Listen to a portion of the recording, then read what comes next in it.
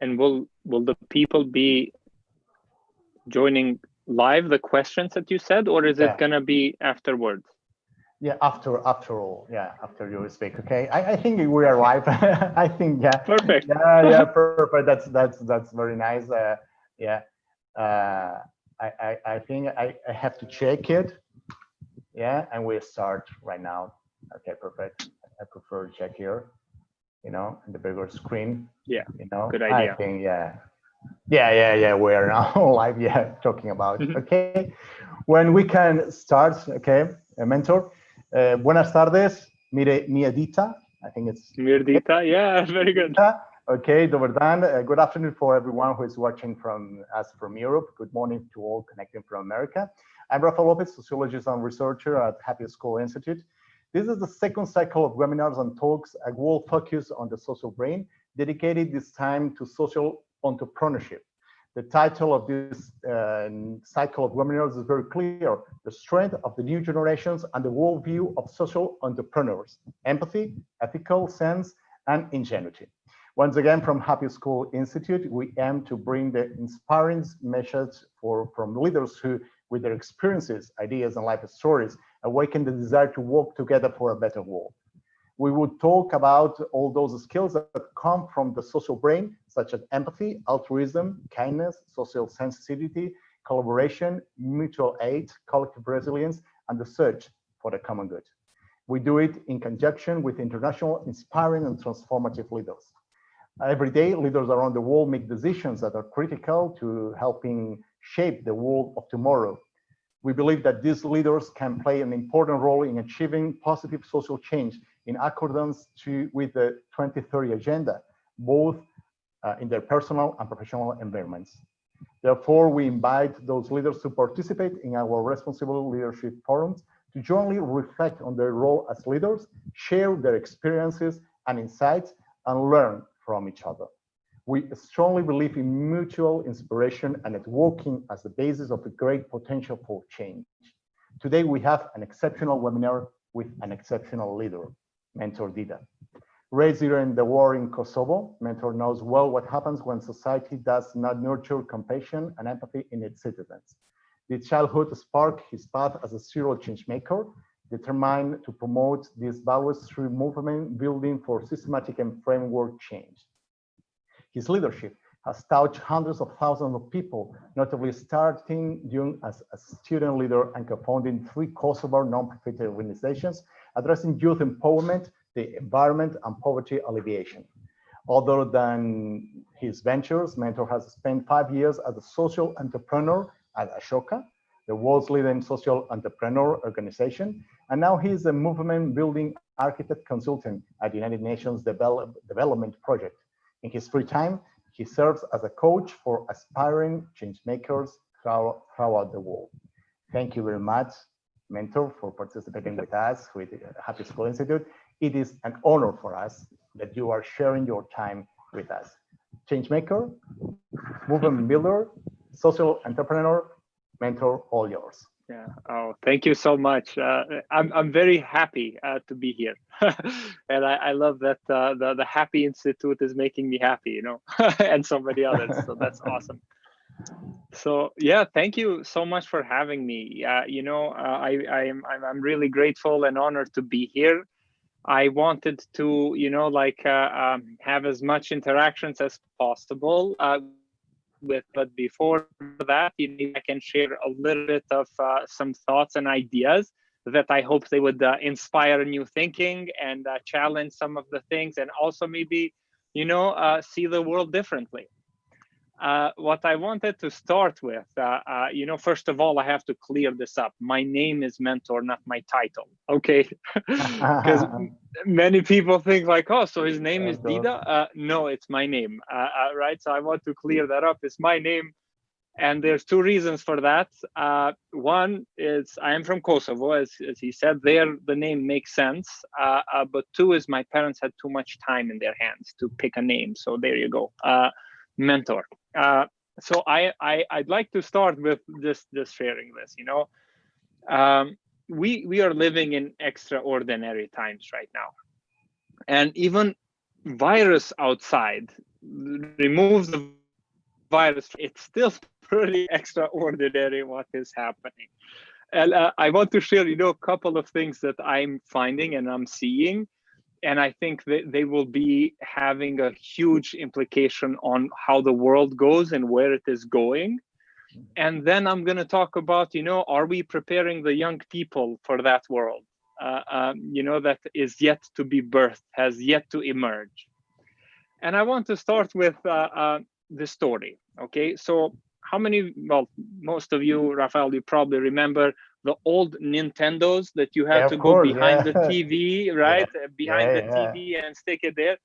And my cousin and I, very young, like 10, 11 years old, we were playing that in our room. And the graphics were just like awful, like super old, like this is in the 90s. So he was this very gentle person, he comes in, but he loved soccer. That was his thing. And we were playing soccer on the Nintendo. And he comes in and he sits down and he says, who's playing who? Like he's thinking it's actually a real game. And I remember my cousin and I laughing at that, laughing like, oh my God, how can you not see these pixels? This is so silly. This is obviously a game, this is not recorded and so on, right? So we laughed at my grandfather. That was funny. Now, 3 years ago, my nephews buy this new PlayStation and they are playing soccer and I come into the room.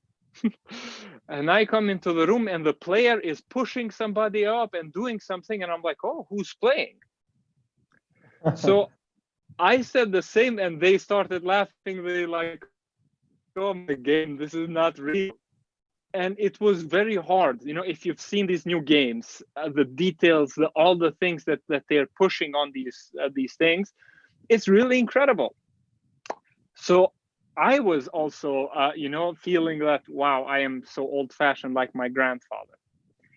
And why I'm sharing this is because, we are living in exponential times. Things are changing not linearly, they're changing exponentially. They're changing so much as far as technology development, like think of today, the world's biggest taxi company owns no taxis. Which one is it? It's Uber, right? Biggest taxi company owns no taxis. The biggest real estate company, hotel company, owns no real estate. Airbnb. The biggest content producers own no content. This is Facebook, right? Yeah. So if you tell to your grandfather or my grandfather or parents, like, oh, do you know today the largest taxi company owns no taxis? What would they think? They think you're crazy. Like, how can the taxi company with no taxis just doesn't work, right? So, the world is changing really fast that it's hard to imagine what will the next thing be. It's very hard to imagine. And this has a lot of implications. Like, who could have imagined that the world's biggest company has no taxis? Nobody.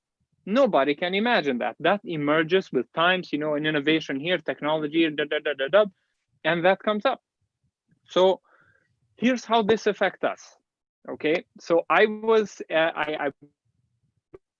lucky to study engineering at Arizona State University for my bachelor's degree. And when I went there, in our engineering class, we got to learn to create electric circuits. Okay, so there are circuits, and there was a software for that. It was a new software, so we're learning, and this was fun. The first year, second year, we learned it very well. Third year, we pretty much mastered. The fourth year, that company went bankrupt and the new company came. So all my learning as an engineer was almost like all thrown away because there's a new software and I don't know how to use the software. And I don't know what to do now. All my skills that I learned there spent hundreds of, I want to say thousands of hours just mastering this software. And then all of a sudden that is gone, right? So I graduated with an engineering. How do I? And many people, and and many people know, if this was a big audience, I would say raise your hand if you know somebody who studied something else and is doing something else, right? So why does that happen? That happens because people are adjusting to change.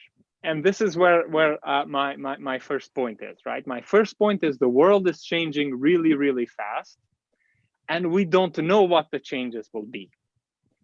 And the second point is, if we don't know what the changes will be, then we have to re-examine our education. And this is why I'm sharing this. When education started as a concept, as an initiative, as something that we want to do in the industrial times and before that as well, it started by how do we equip the workforce? These jobs are waiting here for you. How do we get students from here, like these people who don't know, to get to these jobs that exist already, right? For factory jobs, they learned how to memorize things. You're memorizing, you're repeating the things you memorized, you're writing, you're doing, and you're based on memorization and repetition. That's what the education system was designed for, right? So that worked. That was fine. Like when Ford was getting people in assembly lines, that's how you learned, right? That's how you work. That's how it was functional. But today is different. Today is different because not only the jobs of 10 years from now don't exist today, many of them, like think of today, like social media manager. Who could have predicted that 10 years ago? It just doesn't seem right. Or a sustainability ambassador, augmented reality design, like these trending jobs, nobody could have predicted. So that's one concept, that education, what are we training young people for? If the jobs after they graduate don't exist today, then we have to re-examine what education is about. And how can these young people thrive in this world of constant change? What is that thing that needs to thrive, right? The second point within this is, yes, the first is jobs don't exist, but the second is that jobs that require memorization and repetition are going away.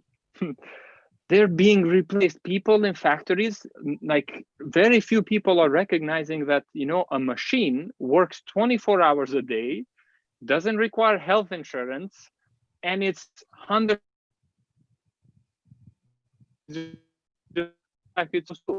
So anything that can be memorized, or it can be repeated, or it can be done something that you're just getting the memory, using this, getting the memory, will be replaced by machines, right? So then if those are being challenged too, if the skills of memorization and repetition, then what are we teaching our young people?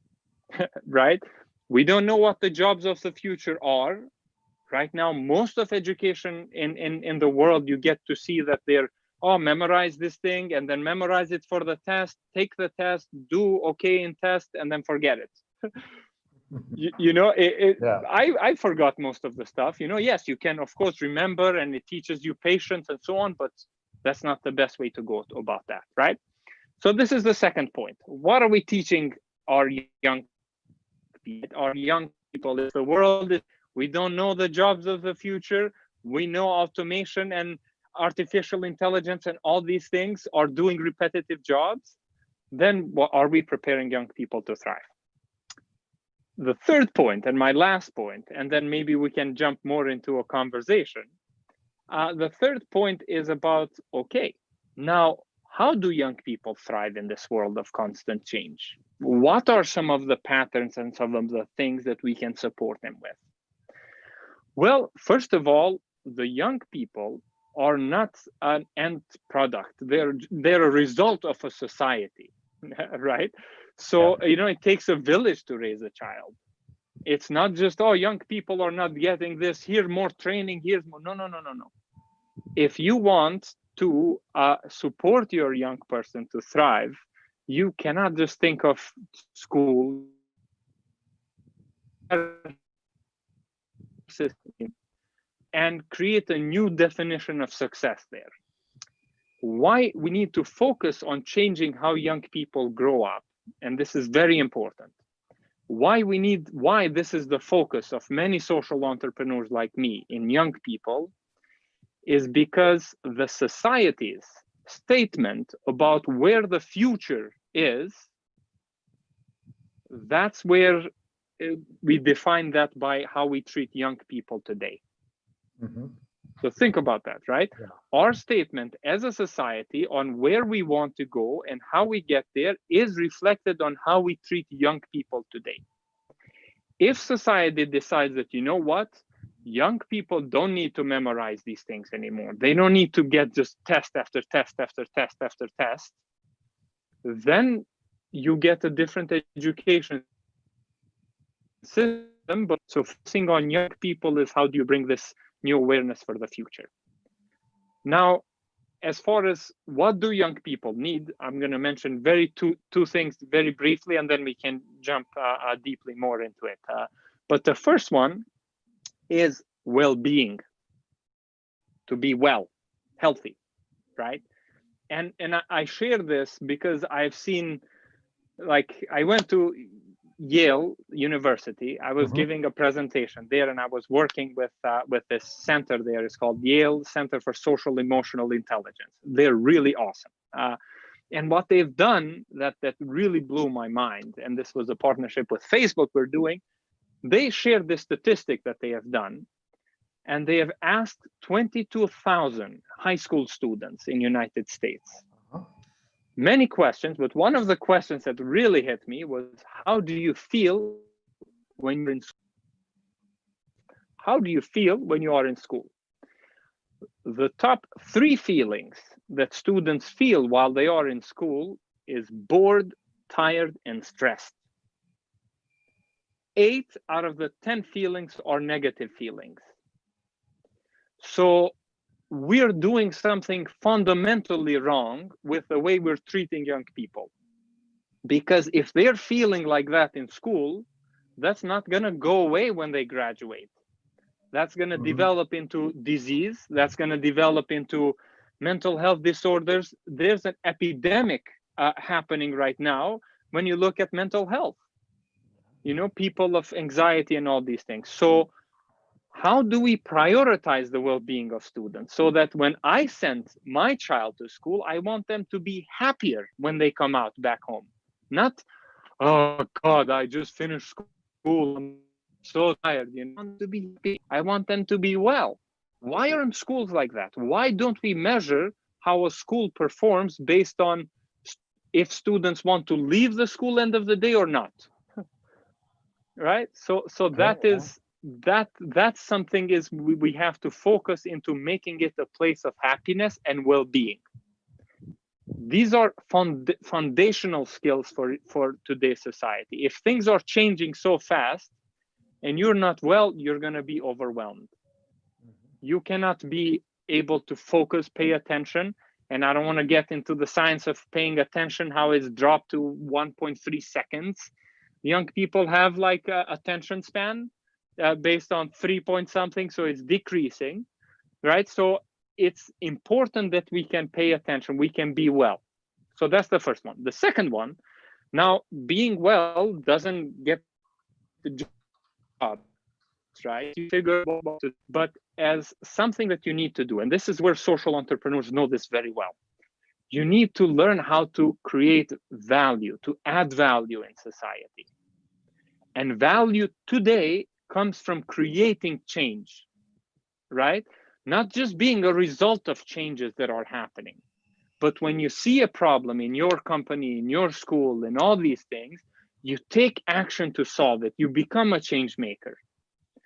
And this skill, whatever the changes that are going to be in the world, you're going to be a dentist. There's a new thing up. You have to keep up. You have to constantly solve problems, do changes, do this, do that, do that. And this is the skill that everybody needs to learn as a foundational skill. And this skill is based on empathy. Okay. Without understanding the problem, you cannot understand the solution. No way and how that and how you become like that, and you get that sense. So I'd like to leave it here. Like we can go deeper in each one of these, but I just wanted to present this as a frame for our discussion, and then we can see where we want to go deeper with questions and conversation. Okay, perfect. Yeah, I put a new version now. Okay, perfect. Yeah, you're talking about some interesting things, about the change in our world. The sociologists, we know perfectly how our world is changing, and the aims and the features and the alternative feature we can construct. In Happy School Institute, we are focused on the well-being of students, focused on in the social brain. For us, it's so important. The well-being is the social brain, and the community create community. That's so important, not only at the individual as well as the community. For us, it's so important. And you talk about I think important things. You talk about the create value, creating change, and understand, we have to understand the change. To my students, I always say the most important in this life is not to answer the questions. The most important is to create new questions. Is how we change, and you have to learn to create a new questions. That's a critical thinking. If you are talking about skills, we are listen a lot of skills, the skills that our young people needs for the future. If you only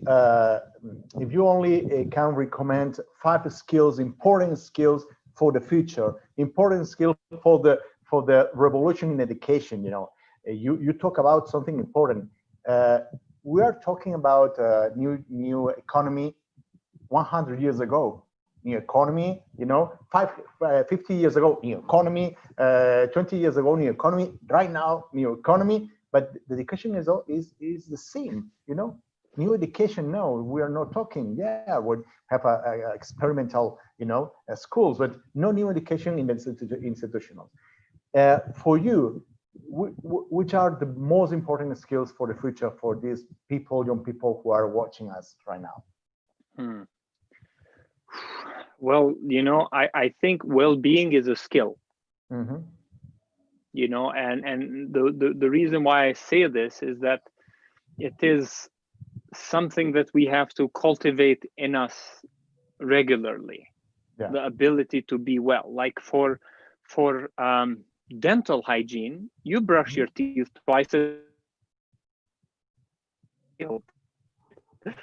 You do that, but what are you doing for your hygiene? What are you doing for your physical hygiene? And these are questions that we have to ask young people, and we have to encourage and create space for them to practice these things so they can take care of their well-being, right? This is a skill, and it has many different components on how you holistically become well, right? So it's not just mental, it's not just physical, it's not just intellectual, emotional, it is a holistic concept. And that, to me, we have to prioritize this in education. This is the new revolution for me. I feel that young people should learn how to be well, how to get along with each other, how to be healthy so they can learn. Because I never seen a young person in my life that does not want to learn. Learning is a liberating thing. People love learning. It's when you learn something new, when it's forced is the problem. When it's force fed to you, even food seems like, hey, I've been eating and eating and eating. I need a break, even your favorite dish is too much. So same with learning. So I would say the second skill that we need to resurface in education is how do we enable the yearning to learn, so the hunger to learn, right?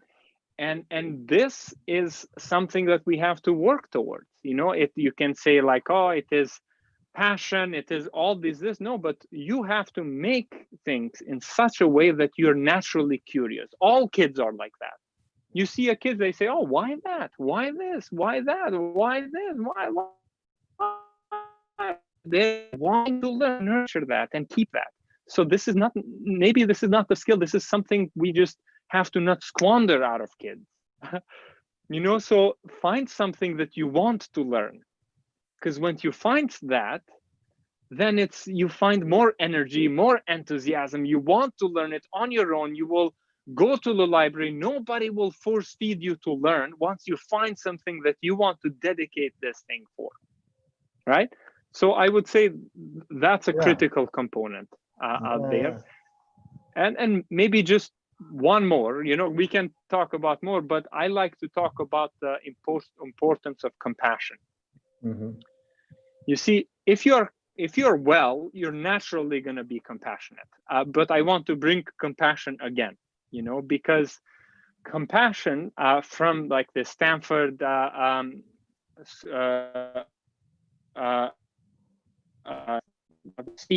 compassion and authority at Stanford.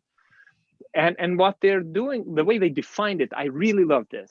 They said compassion is to recognize the suffering or the feeling in the other person and have the desire to take action to alleviate that.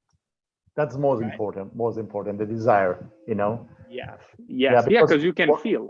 Because one of the problems of this society is we recognize, but we don't have anything, you know?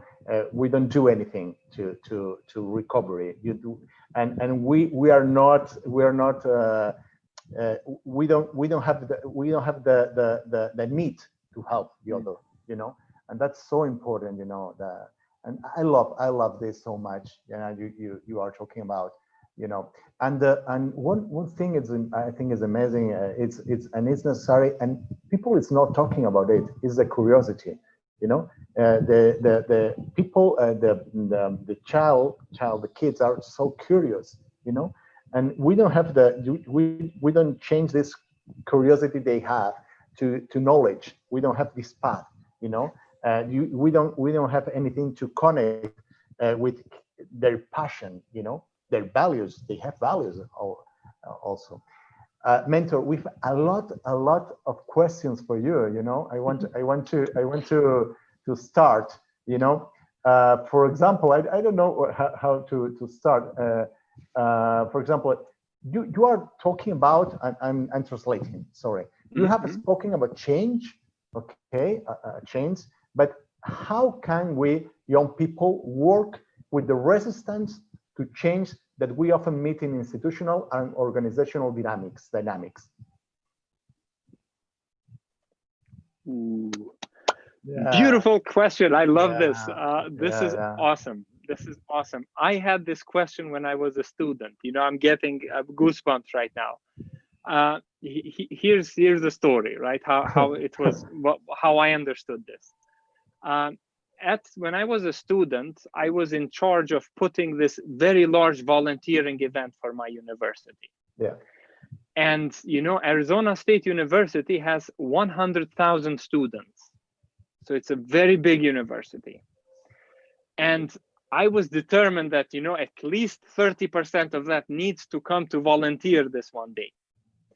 You know, so I was thinking, let's go marketing. We had so much money to do marketing. We tried everything. We were exhausted to just do this volunteering day event. And at the end of it, there's 1,000 people that showed up. Not even 1%. And what happened, I was very discouraged by this. I said, oh my God, people don't care. They're indifferent. People are laughing at us. You know, and I got to, you know, share my frustration with everybody. And then at this event, I was talking, there's an Ashoka fellow. His name is Billy Parrish. And he started this movement, the largest energy coalition movement students started at Yale. So he's really amazing. Now he has a company called Solar Mosaic. He does all these things, but he comes as a speaker. And, you know, I tell this story to him. I'm like, hey, you know, like only 1,000 people came in. what should I do? How can I ever think of changing all this resistance here and all these things? And he said, you can change it by focusing on the 1,000 that came. Mm-hmm. And this is my message here, my answer. There are people in every system, and once you have them, you have to bring them as team members. You have to collaborate with them. You have to learn from them. And by finding this 1% of people who are ready, they will get other people excited. And there's this book I recommend if you really want to go deep into this. It's called The Theory of Diffusion of Innovation. And it's a very beautiful example on how they looked at how ideas become mainstream, how how come all of us have Apple headphones now, or phones and so on. They found that there's this 1% of people or 3% of people that are the innovators, the change makers, right? Mm-hmm. These are the people with ideas. They don't need structures. They don't need systems. They don't need anything, you know? They just have an idea. They see a problem and they want to go about it. So the first step is these innovators, right? Who are these innovators that are in your group? Now, the second group here, 15% of people are the early adopters. Mm-hmm. These are people that are waiting for an idea, but they will not take the initiative. How are you engaging these people? How are you inviting them into the movement? This is where you have to design for them too. Like it's a different type of events you want to create, things you want to do. You know, this is where you go to the early adopters, right? Once you get that, then what you're going to see is more and more people will be talking about this. Mm-hmm. Then, you know, the theory says, you know, then there's the early majority, late majority, and the laggards, right? So in this bell curve that is like this, innovation is the innovation theory. Okay. Yes. And then, you know, once you reach that, I think what I've learned from this is that don't focus on people who don't get it. Focus on people who get it and are hungry. Find those people. They exist and make it easy for them. You know, don't add extra work for them and so on. How can you make it easy? Involve them as co-leaders. Be part of this, you know? Yeah. Those are the people that together then you can design solutions. So that's what I would say. Yeah. Long answer, but I hope it helped. Yeah, but I have is a personal question. This bell you are talking about, you know, talking about by the innovation theory. The innovation theory is from the 70s and is revisited at the 90s. You know, is changing real? With dedication, we are changing. We can change these parts. The 2% of innovators, the 13% of early adopters, the early majority, the late majority, the laggards, you know, we can change this shape.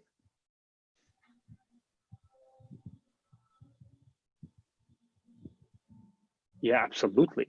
Absolutely. Today, you know, with what we have in our world is very low barriers to participation. Mm-hmm. This never been before like this. You know, now we have this new type of impact through internet that we're learning, and it's more like how are you instilling ideas into people, and how are you getting that message? So it is, you know, it is something that is constantly changing, but we're also seeing that the two polars are becoming stronger, right? And this is also a little bit of results of, you know, of our internet, of what we like, that's what we see more, you know, so we're getting polarity. So that is also, but what is the way we're you know, spread of information. It's never been like this. It's never been so quick that everybody is getting and so on. So the bell curve, I think, is just an example on how you can start about looking at change. You know, because if you go to an institution, immediately people will go and say, no, that doesn't work. This doesn't work here. You know, and if you try to go and change their minds, you're gonna waste a lot of pressure, the energy, and a lot of this. What you want to do And what I used to do for companies that we need to create a change or something, I would send them all an email and I would say, hey, who wants to come to this workshop? And then the people that came from that group, 1 or 2 or 3 people, and then those people, that would be my crew. You know, so that's what I'm trying to convey, the importance of finding allies, the early adopters in the movement and innovators.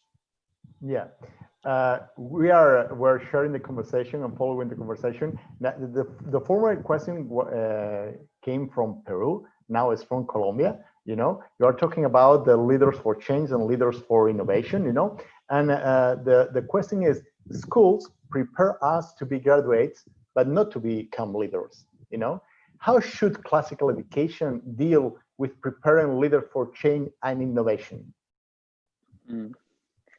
That's a very good question. That's a very good question. So first, I'd like to answer this from like a youth perspective, what you can do as a young person, and then I'll talk about the education system. As a young person today, you have all the information in your hand, right? So you have a lot of anything on all these.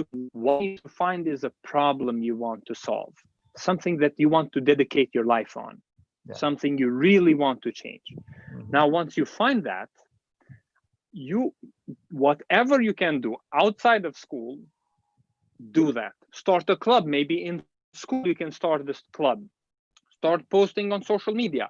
Go to the people who are having the problem. Learn, master the problem. Be the student of the problem. Because you see, the world is changing, but problems are staying. Some problems are the same. So if you master a problem, then I feel like this is going to help you a lot into direction, even when you choose a university degree, you know, or you choose a job career. Today, if you go for a job and you say, look, I have good grades and I want to work for you because I'm passionate about this, you say, oh, cool, thank you. But if you say, hey, this problem I've dedicated my life to solve, and while I'm in school, I did this and I did this and I took this action, and I see that your organization is trying to solve the same thing, and that's why I'm here, and that's why you need to hire me. That's a different story, right? So find that problem, right, for you as a young person. But as an institution now, I feel that this is a very big, you know, systematic questions. I'm trying to keep it as simple as possible because, you know, it's not just the school. Teachers are tired. They're exhausted. It's a whole system. It's parenting, it's neighborhoods, it's businesses, it's NGOs, it's everything combined. It's very complex, right? But one thing that we can do that is practical is change the definition of success. And this is something, why is success if a student is, you know, like doing all the good you know, grades and everything like that, but yet they are like bullying others and doing these things? Why is that success? And an example for me, when I was an engineering student, I had this student, this friend, I'm not going to mention his name, but he was evil. Like, this guy was like coming to class super angry, and then he would get not A plus, he would get 120%, and I was barely getting a B. Like the hardest subject, he would do so well. And then what ended up being, he went to work for the military company, and now he designs all these weapons. And I feel like to use your intelligence for creating destruction, I don't think that's success. Success should be measured by, are you using to create change and help and support people? You know, I don't have anything against the military, but there comes a point that you're like, hey, enough with atomic bombs and so on. Are we not growing and learning from this? So, you know, and this is not just against military or anything, but it's just against the concept of how you use this intelligence matters. It's not just doing tests well, it's how we use it. And that's how we should define success. How this person has applied these lessons to help others, to grow themselves, to enrich the school, to enrich the community. So definition of success, I think, just like you take tests for knowing if you succeeded in math, you need to show that you're using your math skills to actually, create some value for society. And I feel like that should start in middle school, if not even elementary school, in grade with that. Yeah. Well, another question comes from Venezuela. Okay, I think there is something similar, but it's important to know about now the aims of the young people, and the worries of the young people. Say one of the problems that young people meet is with the feeling that our voice doesn't count in school, doesn't count in our workplace, with the problem of contempt on the part of people who say they have experience. How can we handle the problem of invisibility? There is another question so similar about experience. I want to make it together. Is from Peru also. Is it possible to reach a compromise between adult experience and young innovation? Some tips about it. Mm-hmm. Beautiful question. Again, this is awesome. Thank you for that question. So think about this. When adults are not listening to you, right, what that means is that the adult is making this assumption that they know better than you, right? And sometimes they do, right? Sometimes they do. And the problem that I see what young people do is they go and they try to fight the adults. I think that's not the right way to go about it. I think just like I shared earlier, if your voice is not being heard, it's not by everybody. It is by some people. Find those guys, find those adults who listen to young people. One thing that I used to do when I worked at Ashoka, I was being invited to, hey, you go give this speech on how young people should grow up. And I would bring a young person with me. And I would say, now you listen. That's I would say. I would say, now let's listen to how this young person started this journey. And what happens is that young people transmit something. You transmit something beautiful, right? You just need the right audience of people who are hungry to hear. Yeah. So you will always be met with this. So my advice would be find the allies, find the people who are there, right? Yeah. Don't fight. If you point a finger at someone, 3 fingers would point back at you. Once you have a movement, then you can, once you have the principal or couple of teachers behind you and your parents and your community, then you can fight. Right now it's just you, they'll shut you down. So find the people, if you're a student and your voice is like, oh, you don't have experience, you don't have these things, show them differently, because you don't have experience, even if you do have experience, they see you as young. So you have to show them differently. Think of innovative ways to do this. Think of an idea that I loved that I heard. So, for example, there's this magazine called Lead Young, and it talks about how most of successful social entrepreneurs and Fortune 500 company leaders start the change maker journey when they're young, right? Mm-hmm. So if you want to establish credibility, then you can also start sharing that message to those teachers. Say hey, when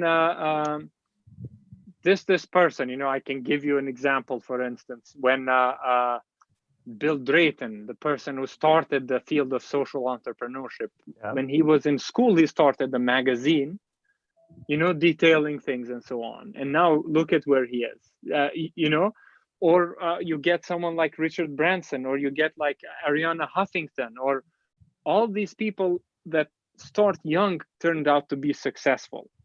So you want to, these adults that don't listen, you can bring examples and ideas to them that, hey, we should see how to change this approach, because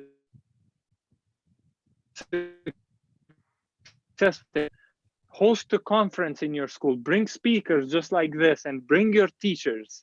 And here I'm volunteering. If you want, say like, hey, there's a person coming to speak to your school, I'm organizing this, teachers come listen, and I will come and say like, hey, young people need to be in charge of education, not you. You should be the safety net. You should be the support structure, not in charge of what they're doing, So there are, this is a very good question. So to wrap it up, I would say three things. Okay. First is no enemies, right? Don't point the fingers, 3 fingers pointed back at you. That doesn't work. 2, find the ally, the teachers who are already there, the adults who are already supporting, like me or Rafael or whoever. We're here, there to support you. Invite us to talk to adults too. That's 2. The third one, be creative. This issue, how you bring about this change, this helping adults to see it differently. Be creative about it. You have to, and also you got to be compassionate about them. When they were born, the world was very different from the world that is today. They don't have a clue what TikTok is, or all these Snapchats and what is happening. They're still getting there. So be compassionate, feel bad about them, not angry. Feel bad. You say, I'm sorry you feel this way, that you don't see young people, right? So I think these 3 would be my advice to that. Yeah. Okay. Thank you very much. From Mexico, it's another question is what lessons you started talking about the virus. The virus is out there outside. And what lessons do we have to learn from the pandemic for this disruptive education that we need now? Ooh, that's a good one. Well, I think in a personal level, I think the pandemic is also an opportunity, and the opportunity to re-examine what success means to you. Mm-hmm. Re-examine your relationship with you. Like slow down. This is the time to slow down, get distractions away, and also see what matters in your life. We don't get time to do this, and it's very unfortunate that we don't give some time for ourselves to reflect and to see and say like, what, today I spent 8 hours on my phone. Later. Like if you get things, it kind of puts things into perspective for you to reflect. And there's a lot of distractions that are coming our way. Distraction here, here's this, here's the news, here's the game, all these things are there. Okay, they're fine, but also you get to see that after sometimes just with these, you're getting tired. You're feeling like, oh, you have food, hopefully at home, you have a house to stay, hopefully. If you have these 2, then what is missing? Why are you not joyous? Why are you not enjoying this time? So I want you to ask this question. What the Happy School is doing, it's the social brain, this well-being brain. Where is joy in your life? What brings you joy? Why don't you ask yourself the question? And this is an opportunity the whole humanity is having to reflect on what really matters to them. And stop with the distractions, with all these things. Let's focus on what really, really matters. So when it comes to that, what we can learn as a society is that, yes, we got to be grateful for each other. Gratitude, because when we are in a confined space with no friends and no all these things, we sometimes take them for granted. But if you feel gratitude, that's something then you will more intentionally build your friends and support your friends and be there socially with them. Yeah. So we can do gratitude. Then we can focus also on, how beautiful it is that we as humans can use social media and these things. How can we ensure that we're using it for good reason and it's not using us to just sell things, right? This is an opportunity to do this very important work that we don't otherwise get the time. So, I would, and there's so many things we can learn from this virus. And I'm not going to go into like details of, like online education and in-person education. I feel that what this is, it's also disrupting the system is very healthy for the system, because there's a very outdated, this education system. It is important, you meet friends there and all these things, but it's also very outdated. And I know in many countries now they're doing online learning. So you can access videos online from the best professors and teachers, so I think this is a good step towards that. It's also a good step to focus for the education on things that matter too. I think that's very hard, and I'm not going to be an expert in that, but it's something to re-examine. I think this is the lesson, re-examine everything. Yeah, thank you very much, Mentor. I try to handle all the questions in WhatsApp and YouTube. We have I try to translate from Elena. Everybody talk about what is not measured doesn't exist, but it's not true. How can we make education change the measurement model to throw away, the tests that only measure capacity based on knowledge, of the people, and how can we measure another tools that indicates the progress of the people for the change we need?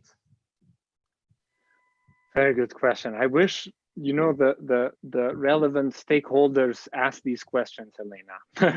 Like these are questions that your principals should ask, your school university professors or university president should ask, Ministry of Education, they should be asking these questions. And I think our job right now is how to get them to ask these questions. Because if we really want to, we figured out how to go to the moon. We can figure out how to best measure success in school. We can look at some models that are doing really well. Look at Finland, for instance. Yeah, an example, right? They don't have grades once in the elementary school. I believe middle school too. They don't have grades, and why? Well, grades. What are grades doing? Okay, so grades are evaluating how much you have memorized and take tests and done these things, right? So, okay, so what is the purpose of grades? I guess to distinguish who's good and who is bad. But what about those students that are artists? Why should they be the best in calculus? Yeah. Right? So it's not one size fits all. Like if you're a science mind, okay, yes, you're going to do great. If you learn to just learn information, memorize information, there are those people. We need them. Important. But what about the dancers? What about the people that inspire us, compassion in us, right? So I would put, and I've seen this in India, and I was blown away. In a remote village in India, they had a school that had in it. So there was the school for skills. Okay, this was in the poor neighborhoods where young people needed the skills to get their community out of poverty. They were learning math, they were learning computer science, they were learning English, these skills to, get a job and kind of maybe outsource or do IT or whatever that is. to get, your stable income. So in those communities, they had that school. But same time, in another community, they had the school for well-being, they called it. And in this school, students were, this nurturing of their being in a way. They were playing games. That's how they were learning social communication and all these things. They're playing all the time. They were doing all these things for families that already have income and they can provide for the young people. Then what happened is these young people are going, or their brains are developing healthy, their bodies are healthy, not jittery, sitting in class and shaking, because they're moving all the time. They're meditating, blissful. They're learning how to be this. Then whatever you throw in these kids' way, they will learn the skill and handle it. So then in another aspect was this. And then another school, and these were all the same institution, but just different schools for different type of scenarios. Yeah. Another one, the school for ecstasy, a school for arts and dance, and they literally didn't even learn like only basic math. To them, all was art, all was storytelling, all was perfect.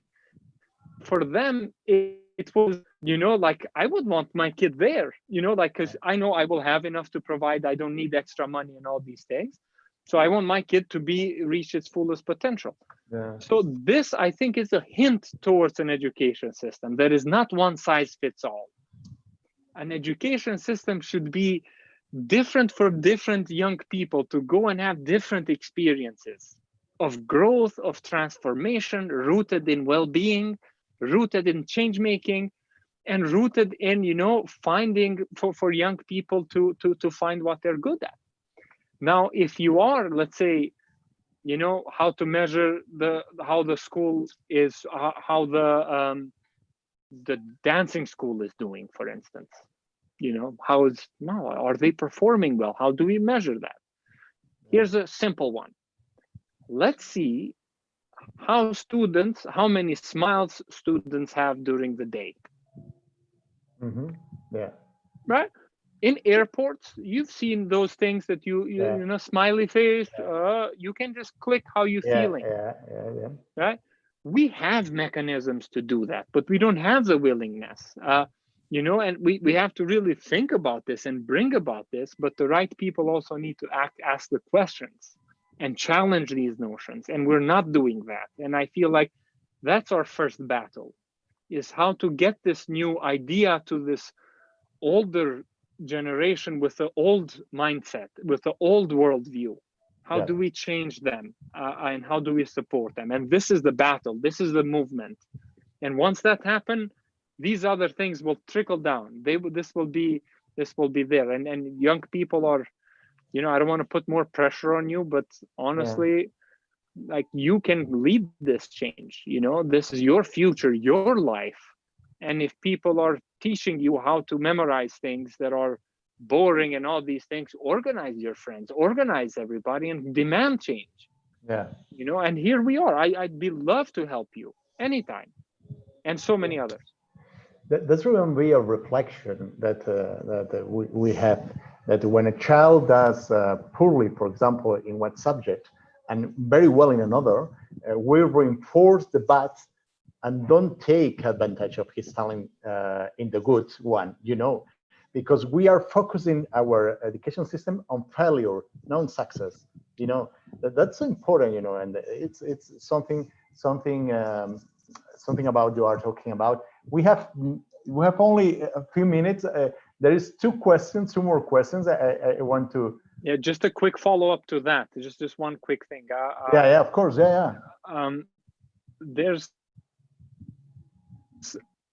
It's a very beautiful TED Talk I would recommend.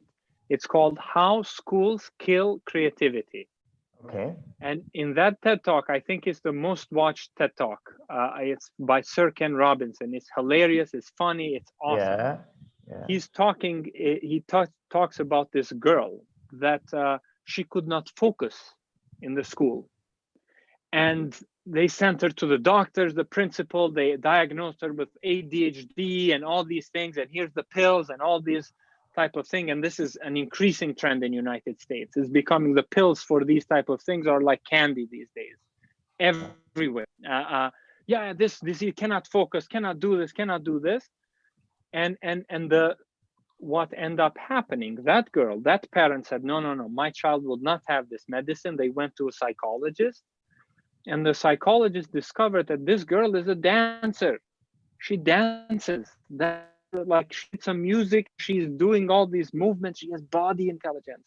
Yeah. Now that girl decided to go to the music school, not even bother about these things. She is one of the leading dancers at the Phantom of the Opera at Broadway. Yeah. Right. So that's also talks about focusing on the good, not on the good, but let's fix the bad, because this is the standard of success. And that we need to break. There's success in all these different ways. We need arts more than ever. We need these play, we need these things. So that's just wanted to follow up with that. Yeah. Ken Robinson always recommended, always recommended, of course. There is another, there is a question from Nora Rodriguez, the CEO of Happy School Institute. She wants us to you the 5 qualities that a leader must have to understand the minds of the new generations.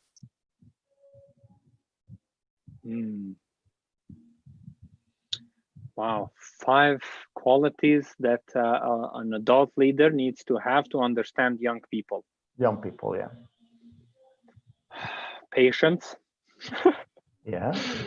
Patience for sure. It needs to have the quality of nurturing. Nurturing. Not, or how to say, like creating space for that. Like that's how I'm creating nurturing as a quality. You have to, as an adult, even our kids, they come home and it's hard to get a lesson inside their head. So you have to create the right space and all this for them to have a realization. Yeah, right. So nurturing that space is my second one. Third one could be a very good listener. Very good listener. And don't just listen to words. Listen to how they're saying that. Listen to their whole being, right? And to listen with eyes of compassion and love. And the fourth is you got to be an example. If you come home and you're asking your kid, like, so how's school going, and they're struggling at school, but they say, oh, it's great, it's good, whatever. Okay. And then the next day you come home from work and he asks, how's work? And you're struggling at work. You say, oh, that's great. Right? No. You have to model. You have to be an example, right? If you are vulnerable, your child will be vulnerable in return. So be a model is the fourth one. How to be an example, how to be a role model for you to share these insights and all this. And the fifth one, I feel like and this is something that can vary with people, but I do feel that it is very important to carve out time, to be a time manager. And maybe, what I'm having in my head is more of parenting lens here, a parenting lens. I do feel sometimes we don't give time to our young people, and it's they crave the time, and they don't learn by what you say, they learn by what you do. Yeah, of course. Yeah. And like I remember my teacher in second grade or first grade, like she would just tweak her eye, I would know what she's feeling. Yeah. Because when you're young, you're sponge, you're absorbing all the information. So carve out time for that, and put them in charge too. As this is like the best parenting advice I give. Sometimes kids come home like, oh, I saw this person being bullied, and then the parents like, who's bullied? They call immediately their school like, hey, this person was bullied. The parent takes charge. No, If they come to you with a problem, you say, I am so proud you identified this problem. This is such a big deal. I'm so proud of you. Yeah. What ideas do you have to solve this? What do you think you should do to this? And that is a big shift. Yeah. That is a big shift and taking Absolutely, over. yeah. Yeah, absolutely. I mean, yeah, that's it. We can manage all those questions, and we don't have more time. Sorry, guys and girls. Lastly, mentor, there is a question that another leader has left you. You know, a leader that you know, I think that you know very well, Yadira Pinilla. You know, the question that has left you is, what has been the project in which you have worked that impacted you the most and helped you make a qualitative leap in your career? Oh boy, the project, which I feel there was a moment in my life, and this is not necessarily a project, but something happened to me that, you know, as a child who grew up during the war, as a child who was a refugee for some time, as a person who, you know, was violently kicked out of their home, I always had this trauma, conscious trauma I had. And that was that I was not powerful. You know, I carried this with me a long time. This narrative I did not even know I had. Because you see, like, I was 9 years old when these soldiers, paramilitary soldiers, came to my house and they violated everybody and they kicked us out, put us in the trains. So this trauma was something that stuck with me unconsciously for all this time. And there was one moment that I just realized something about myself, that, you know, the past doesn't define who you are. You know, and how I realized it is actually the story from the Dalai Lama. And it's a beautiful story. I have so much respect for him. He's a refugee too, and he's, I think, our most refugee Malala. But Dalai Lama gets asked. They ask him, "How dare you talk about happiness? How dare you talk about compassion when in Tibet there's so many people killed in your name, where so many people are suffering even if they just utter the name Dalai Lama in China? How dare you talk about happiness?" And I'm listening to this and I'm like, damn, that's a good question. You know, and this is Dalai Lama's response. He said, you see, I'm very sad on what's happened. But he said, because of what happened, because of what happened, now the whole world knows about Tibetan Buddhism.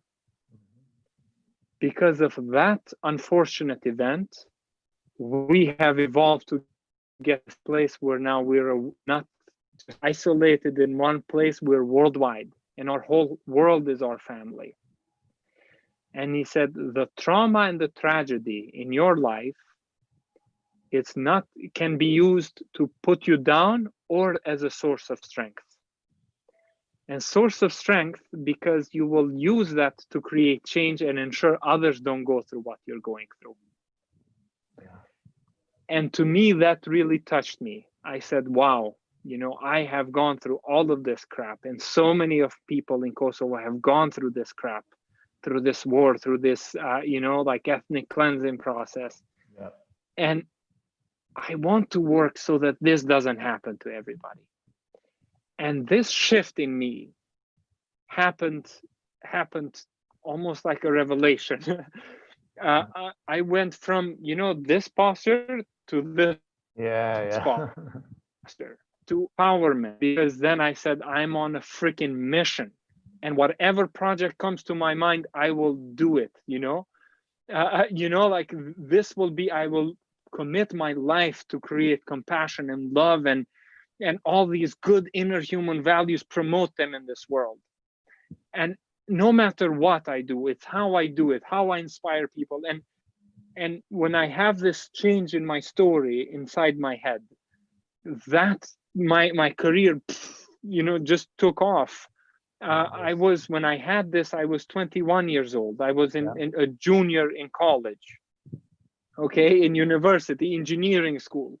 I had this realization. I went to my parents. I told them, hey, I don't want to be an engineer anymore. I want to bring about this change in education, in young people, and all this. They said, it's too late. You're a junior now. 1 year, like, so I didn't blame them, because it was last minute change. But then I said, okay, I'm going to get my degree, but on the side, I will work on this. Yeah, of course, yeah. And then I started the club. I started an NGO. I started this. I was doing everything I could. And what started happening, and this is a freaking miracle, I wasn't a good engineering student. My average was like 3.5, like 3 to 3.5, not the best. But after finding these things on the side and working on them with my heart, with all my energy, my grades started improving. I was putting less time on homework, but more time on things that I loved. My grades improved. So then I had this bigger idea. I was dreaming too small initially, and then having good mentors in your life, good role models in your life, they help you, like they challenge you. And I had this, and the dean of students who said, oh, what's your dream? What do you want to do? You can do it. Let's support you towards those. So then I started this initiative, $2 challenge. It was a movement to live on $2 a day on a cardboard house on university campus. Bunch of students, we lived on $2 a day, just because half of the world lives like that. And we wanted to practice what it feels like to step into their shoes. And we lived with homeless people. We brought people together, and that got a lot of, I got recognized for that by people. And that made like a shift in me. I'm like, yo, this is working. Like, people like what I'm doing. So then it was an NGO after NGO, and then the momentum started that whatever project is, nothing is going to stop me. That's how I felt, at least. So yeah, Dira, I know this is a long answer. No, but it's so. I think this answer is so inspiring for a lot of people. We are a lot of people from Latin America that there is a living in a poor communities, for example, that is fighting to change their communities. There is a lot of people that with your lessons of life. I started talking about lessons of life.